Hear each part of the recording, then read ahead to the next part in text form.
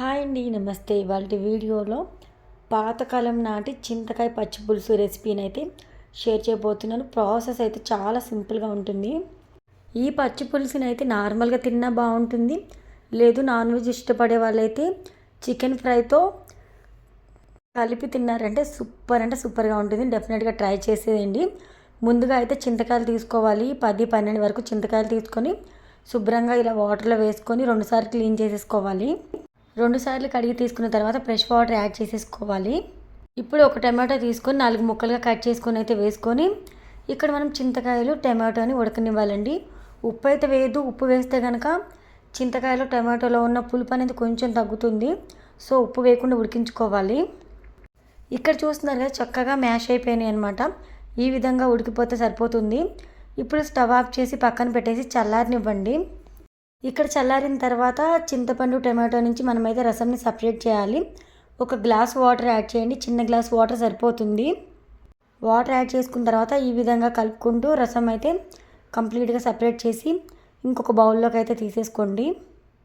బౌల్లో తీసుకునేటప్పుడు చేత్తో చేయడం పెట్టి తీసుకోవచ్చు, లేదంటే ఇలాంటి చిల్లులు గిన్నె ఉంటే కనుక చిల్లులు గిన్నెలో పోసేసుకొని కూడా సపరేట్ చేసుకోవచ్చు. ఇలా చిల్లులు గిన్నెలో పోసి సపరేట్ చేయడం వల్ల పిప్ అనేది ఏమి కొంచెం కూడా చారులోకి వెళ్ళదండి.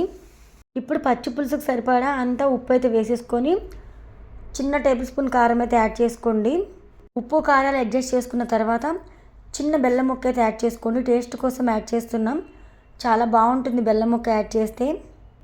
కాస్త పులుపులుగా, కాస్త కారంగా, కాస్త తీయగా ఇక్కడ మనకైతే పచ్చి పులుసు సూపర్గా ఉంటుందండి. ఇప్పుడు ఆల్మోస్ట్ పచ్చి పులుసు అయితే ప్రిపేర్ అయిపోయినట్టే. నెక్స్ట్ ఈ పచ్చి పులుసుకి ఇంకొంచెం టేస్టీనెస్ రావడం కోసం తాలింపు అయితే పెట్టేద్దాం. స్టవ్ ఆన్ చేసుకొని ప్యాన్ పెట్టుకొని ప్యాన్ హీట్ అయిన తర్వాత ఒక 1 టేబుల్ స్పూన్ ఆయిల్ పోసుకోవాలి. ఆయిల్ కాగిన తర్వాత 1/2 టేబుల్ స్పూన్ జీలకర్ర వేసుకొని అలానే వెల్లుల్లి రెబ్బలు వేసుకొని ఒక పచ్చిమిర్చి తీసుకొని 2 చీలికలుగా కట్ చేసుకొని వేసుకోవాలి. అలానే కొత్తిమీర, కరివేపాకు వేసుకోండి. చిటికెడంత పసుపు అయితే యాడ్ చేసేసుకోవాలి. ఇప్పుడు ఈ తాలింపునంతా కూడా చారులోకి అయితే షిఫ్ట్ చేసేసుకోవాలి.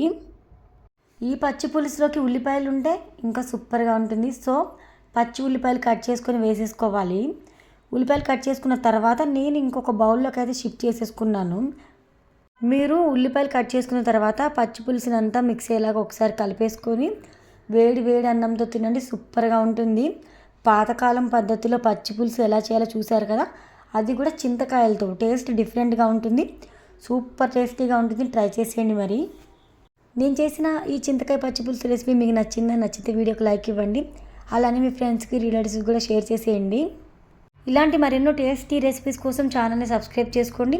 కుకింగ్ విషయంలో మీకు ఏ డౌట్ ఉన్నా కూడా కామెంట్ సెక్షన్లో కామెంట్ చేయండి. నేనైతే రిప్లై ఇస్తాను.